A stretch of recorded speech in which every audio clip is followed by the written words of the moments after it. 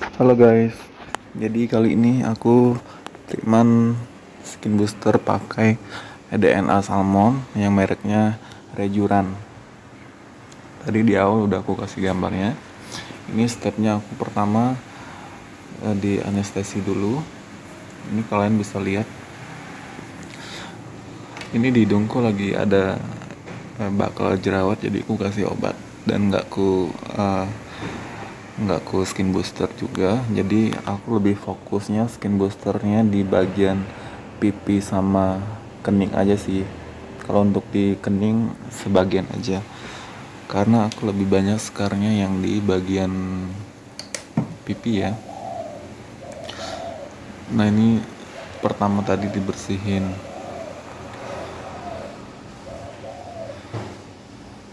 wajahnya dulu.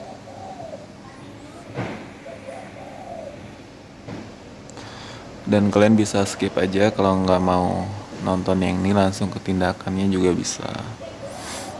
Pokoknya sebelum melakukan tindakannya jangan lupa dibersihin dulu kulitnya sebersih-bersihnya. Dan ini sangat bagus.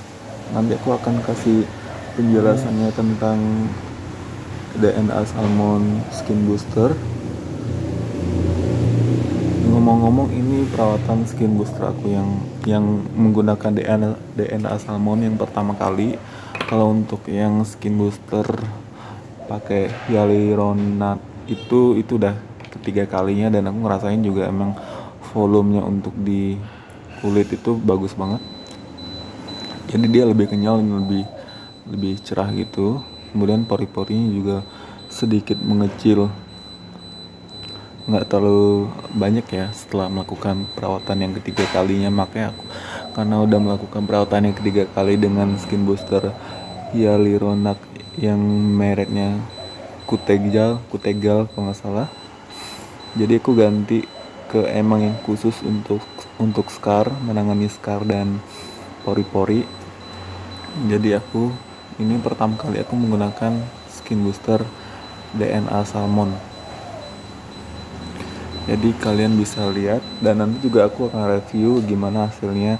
Katanya banyak pengalaman yang udah menggunakan skin booster DNA Salmon ini lebih kelihatan 2 atau ketiga kalinya untuk hasil yang bagus ya. Kalau untuk pertama kali mungkin belum kelihatan banget, tapi juga jawabannya juga sih tergantung ke kulit masing-masing responnya. Ya semoga aja responnya kulit aku lebih bagus juga. Jadi untuk yang pertama kali ini mungkin ke ini ya kali ya, lebih cerah, itu udah pasti sih. Kalau untuk scar sih aku nggak berharap banget hilang yang pertama kali ini, karena takut juga kecewa gitu. Tapi kalau emang hasilnya dengan scarnya juga sedikit memudar, ya itu pujian banget. Nah kalau ini lagi di anestesi tadi, step by step aku videoin semua dari awal sampai akhir. Kalian bisa lihat, jadi ini aku fokusnya ke pipi kanan kiri gitu. Lebih banyaknya disuntik di bagian kanan. Nah, aku ngerasa juga lebih banyak di bagian situ gitu guys. Nah di sini aku akan kasih tunjuk gambarnya lagi DNA salmonnya. Kalian bisa lihat tuh, aku pakai yang produk ini Rejuran. Harganya lumayan sih di klinik-klinik itu 3 jutaan satu biji, itu satu suntikan itu cuma 2 milian gitu. Jadi setelah di anestesi sekitar 40 menit, dan gak aku kasih plastik wrap itu, jadi aku langsung diamin aja gitu. Jadi aku suntik yang pertama itu adalah ke kening. Ini menggunakan jarum, saat kita beli itu ada dikasih jarum yang paling kecil banget, itu aku lupa itu size nya berapa, pokoknya paling kecil banget. Pastiin dulu nggak ada udara. Nah ini aku suntik bagian kening dulu. Jangan lupa dibersihin. Kalau aku rasa sih nggak perlu pakai alkohol ya bersihinnya. Alkoholnya nanti aja pas terakhir. Jadi ini suntik dibersihin aja dulu bagian kening, bersihin bagian per bagian yang disuntikin aja dulu, jangan dihapus semua, biar pas selesai nyuntik yang bagian keningnya itu nanti ke bagian pipi kanan atau kirinya itu masih terasa baalnya. Nah, kalian bisa suntik seperti ini, nggak untuk ditiru ya guys, ini cuma untuk dokumentasi aku aja karena aku pengen lihat perkembangan gimana sih setelah aku melakukan perawatan demi perawatan banyak banget aku rasa ya. Jadi aku bisa tahu sampai di level mana aku rasain perkembangan dari perawatan aku ini. Ini suntiknya dikit-dikit aja, aku nggak tahu gimana jelasinnya itu semananya, pokoknya setitik embun gitu deh, satu kali suntik itu kayak satu titik embun gitu kecil, jadi nggak perlu banyak. Nah kalau untuk di kening aku emang nggak fokusin banyak, jadi hanya beberapa titik, mungkin ada 10 titik kali ya. Ini ada 1, 3, 4 ya, mungkin ada sekitar 10 titik. Nanti kalian bisa skip aja kemana, pokoknya aku melakukan injectionnya itu pakai insting aja sih. Aku lihat di tutorial YouTube gitu yang dari orang barat sana ya, juga kayak setetes embun gitu loh, jadi aku ikutin itu aja. Dan di mana area-areanya, yang penting jangan kena vena aja gitu, bisa di mana aja, yang penting jangan kena aliran darah gitu. Nah kalian bisa lihat, jadi aku suntiknya seperti ini ya guys, jadi nggak aku jelasin semuanya. Oke, selamat menonton. Sampai bagian lain di langit, demikian juga anak manusia saat hari kedatangannya. Tapi pertama-tama, dia harus banyak menderita dan ditolak generasi ini. Kedua ayat ini dengan jelas merinci cara Tuhan akan kembali. Semua orang tahu bahwa Tiongkok dianggap timur dunia. Iya, itu benar. Tuhan yang Maha Kuasa nampak dan bekerja di Tiongkok untuk mengungkapkan semua kebenaran yang menyucikan dan menyelamatkan manusia. Seperti kilat besar yang bersinar dari timur. Inilah asal dari Eastern Lightning. Mereka bersaksi Tuhan Yesus telah kembali.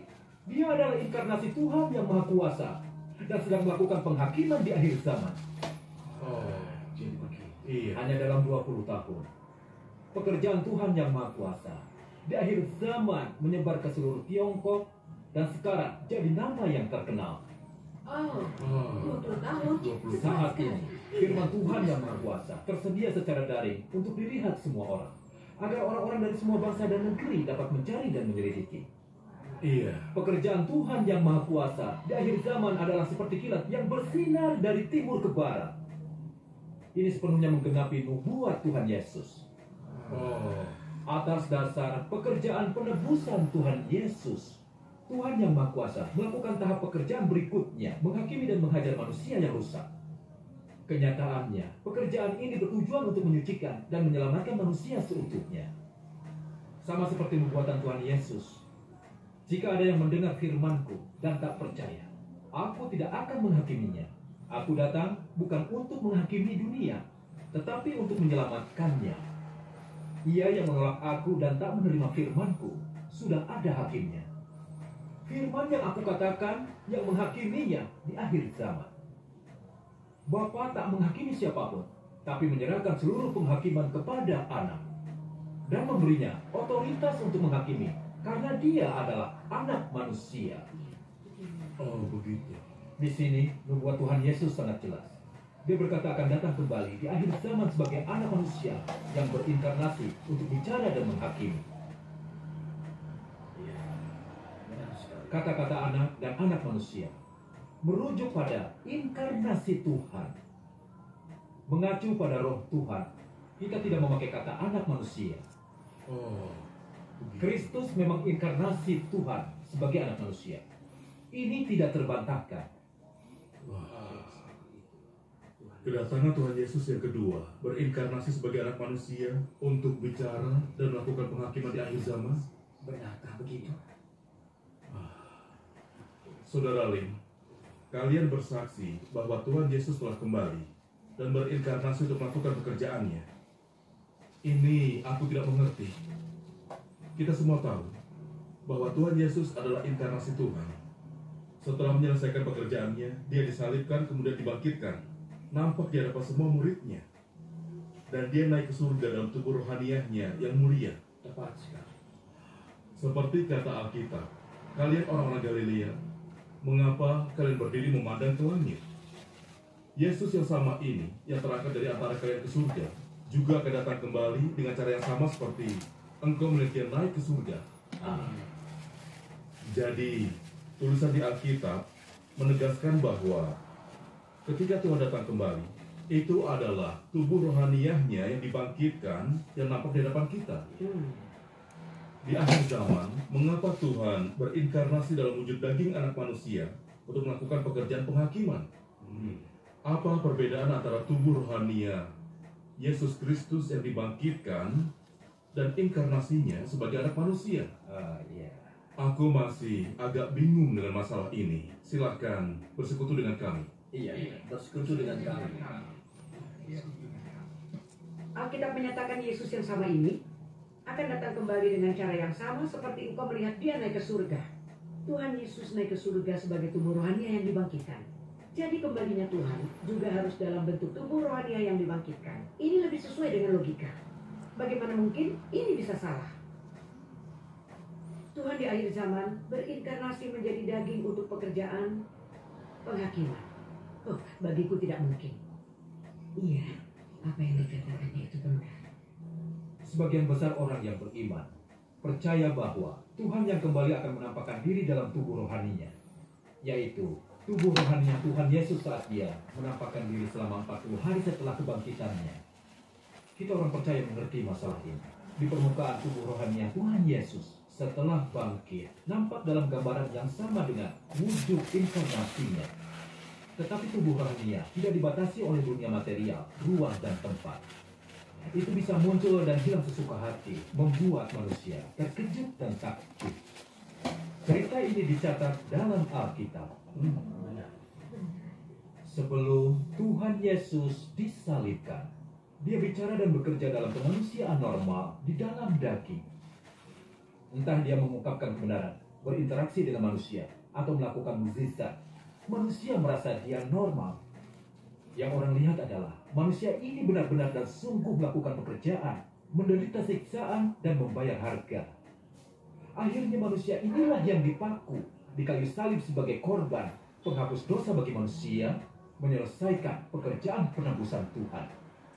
Ini fakta yang diakui secara luas. Pikirkanlah sejenak. Jika tubuh rohani Tuhan Yesus melakukan pekerjaan, apa bisa bergaul dan bercakap-cakap normal dengan manusia? Bisakah dia benar-benar menderita siksaan dan membayar harga? Mungkinkah dia dipaku di kayu salib? Dia tidak bisa melakukan semua ini. Jika tubuh rohanianya yang bekerja, bisakah manusia berinteraksi dengannya? Akankah kita mengkhianati watak kita yang rusak? Akankah kita membentuk gagasan tentang dia? Beranikah kita memberontak dan menghakimi Tuhan sesuka hati? Tentu saja tidak. Iya, Itu tentu tidak saja mungkin. tidak. Semua manusia dikaruniai kemanusiaan normal. Mereka takluk pada pembatasan dunia material, ruang, dan tempat. Proses berpikir manusia juga normal.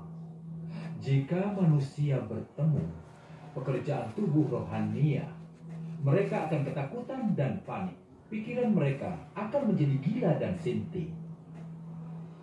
Menghadapi situasi semacam ini, pekerjaan keselamatan Tuhan akan sulit dicapai. Jadi, efek yang dicapai dengan bekerja di dalam batas-batas kemanusiaan normal jauh melampaui tubuh rohania. Sepanjang zaman, umat pilihan Tuhan tidak pernah mengalami pekerjaan tubuh rohania Tuhan. Tentunya tubuh rohania tidak cocok secara langsung mengungkapkan kebenaran, berinteraksi dengan orang, dan menggembalakan gereja. Benar, jika manusia melihat tubuh rohani Tuhan, mereka akan banyak. Persekutuan ini membantu mengerti. Penghakiman yang dilakukan Tuhan yang kembali di akhir zaman memakai pengungkapan firman untuk menyucikan, menyelamatkan, dan menyempurnakan manusia. Tujuannya untuk menyingkapkan dan membuang manusia, dipisahkan menurut jenisnya, yang baik dihadiahi, yang jahat dihukum. Jika Tuhan nampak kepada manusia dalam tubuh rohanianya, manusia baik atau jahat akan bersujud di hadapannya. Lalu bagaimana ia memisahkan yang baik dari yang jahat?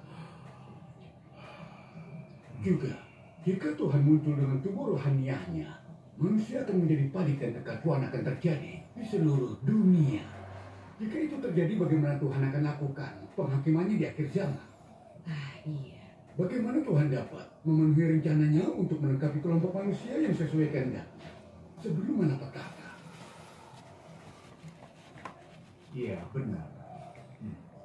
Jadi, di akhir zaman, Tuhan masih harus mengambil wujud daging sebagai anak manusia dengan kemanusiaan normal.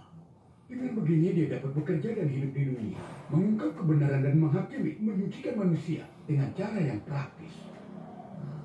Sehingga manusia dapat direbut dari pengaruh iblis, diselamatkan oleh Tuhan, dan menjadi umat Tuhan.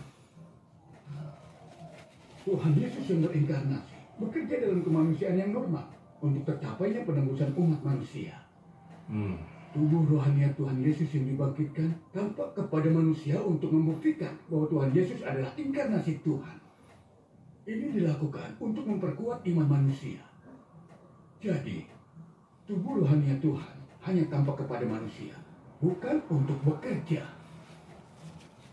Aku juga mengerti. Daging inkarnasi Tuhan harus punya kemanusiaan yang normal untuk bekerja di antara manusia dan mencapai penebusan dan keselamatan umat manusia. Benar. Jadi, jika Tuhan sungguh ingin menyelamatkan manusia dalam penghakimannya di akhir zaman, ia harus berinkarnasi dan bekerja dalam kemanusiaan yang normal untuk mendapat hasil terbaik. Dia pasti tidak akan tampak kepada manusia sebagai tubuh rohani Tuhan Yesus untuk pekerjaan penghakiman di akhir zaman. Ini sesuatu yang harus dimengerti oleh kita semua yang setia.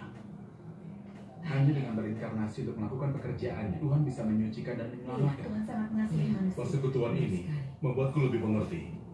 Ternyata tubuh rohani Tuhan Yesus hanya ditampakkan kepada manusia, bukan untuk bekerja.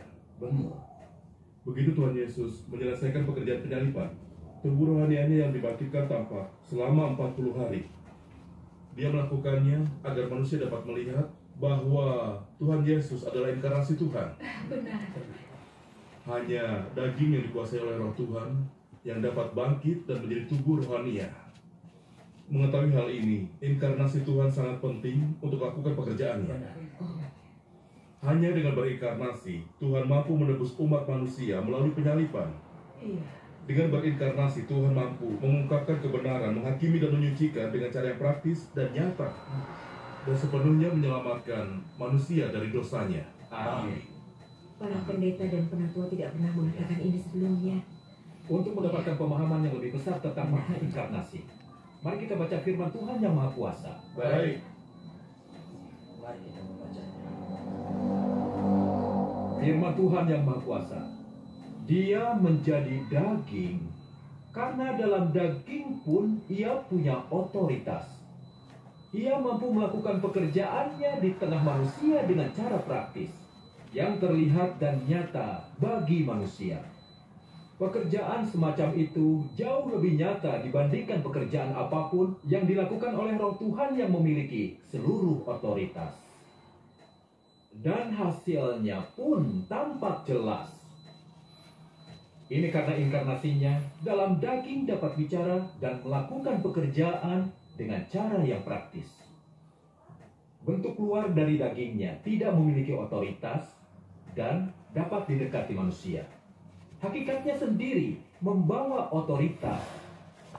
Namun, otoritas itu tidak terlihat siapapun. Ketika ia bicara dan melakukan pekerjaannya, manusia tidak mampu mendeteksi keberadaan otoritasnya.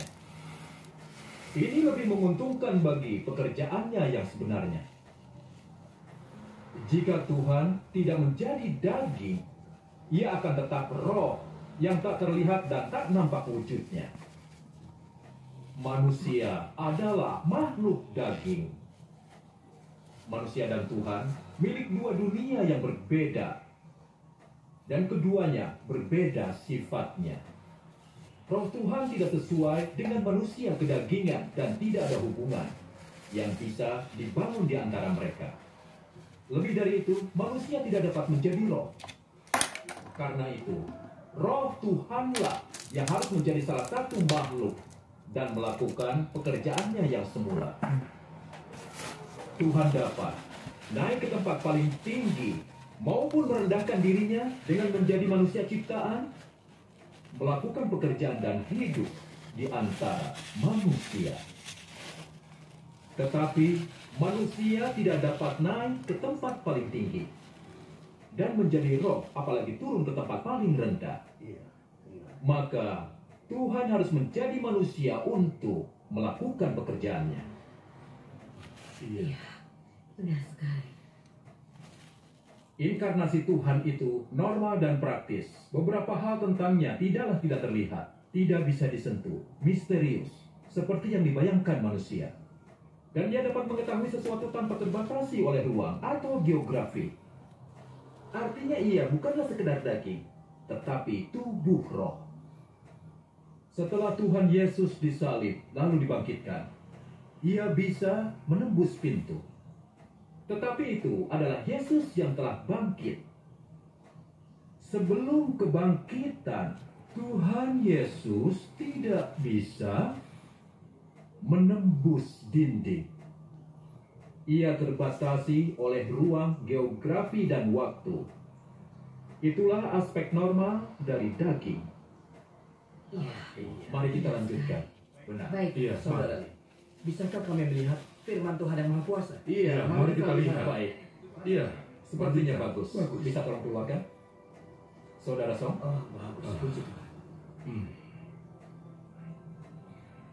Puji Tuhan. firman menampakkan diri. Dia menampakkan diri dalam rupa manusia. Ini Iya. menampakkan diri dan rupa Iya. manusia. Bagus ya. Semuanya buka halaman 1355. Baiklah. Firman Tuhan yang Maha Kuasa. Karena yang dihakimi adalah manusia yang adalah daging dan telah menjadi rusak, dan bukanlah roh iblis yang dihakimi secara langsung. Pekerjaan penghakiman ini tidak dilaksanakan di alam roh, tetapi di tengah manusia. Tak ada yang lebih tepat dan layak daripada Tuhan dalam daging untuk pekerjaan penghakiman atas daging manusia yang rusak. Bila penghakiman dilaksanakan langsung oleh Roh Tuhan, maka penghakiman ini tak akan mencakup semuanya. Terlebih, pekerjaan seperti itu sulit diterima manusia, karena roh tidak bisa berhadapan langsung dengan manusia. Dan karenanya, pengaruhnya tak akan terjadi seketika. Apalagi manusia tak akan bisa melihat watak Tuhan yang tak dapat disinggung dengan lebih jelas. Iblis hanya dapat benar-benar dikalahkan jika Tuhan dalam wujud manusia menghakimi kerusakan manusia. Bila pekerjaan ini dilakukan oleh Roh Tuhan, maka tak akan ada kemenangan atas iblis. Roh yang tak dapat dipisahkan lebih agung daripada makhluk fana. Dan Roh Tuhan pada dasarnya adalah kudus dan menang atas daging. Jika roh melakukan pekerjaan ini secara langsung, dia tak dapat menghakimi ketidaktaatan manusia dan tak dapat mengungkapkan kefasikan manusia. Karena pekerjaan penghakiman juga dilaksanakan melalui gagasan manusia akan Tuhan, dan manusia tak pernah memiliki pemahaman tentang roh. Dan karena roh tak mampu menyingkapkan dengan lebih baik kefasikan manusia, apalagi mengungkapkan kefasikan itu sepenuhnya. Tuhan yang berinkarnasi adalah musuh dari semua yang tidak mengenalnya. Dengan menghakimi gagasan manusia dan penentangan mereka kepadanya, dia menyingkapkan semua ketidaktaatan umat manusia. Hasil pekerjaannya dalam daging lebih tampak daripada hasil pekerjaannya di dalam roh. Maka, penghakiman seluruh umat manusia tidak dilakukan langsung oleh roh, tetapi ini adalah pekerjaan Tuhan yang berinkarnasi. Firman Tuhan yang Maha Kuasa sangat jelas. Mari buka halaman 1011. Iya, ayo kita buka. Hanya dengan menjadi daging, dia dapat secara pribadi menyampaikan firman-Nya ke telinga semua orang. Sehingga semua yang bertelinga dapat mendengar firman-Nya dan menerima pekerjaan penghakimannya melalui firman. Hanya dengan cara ini,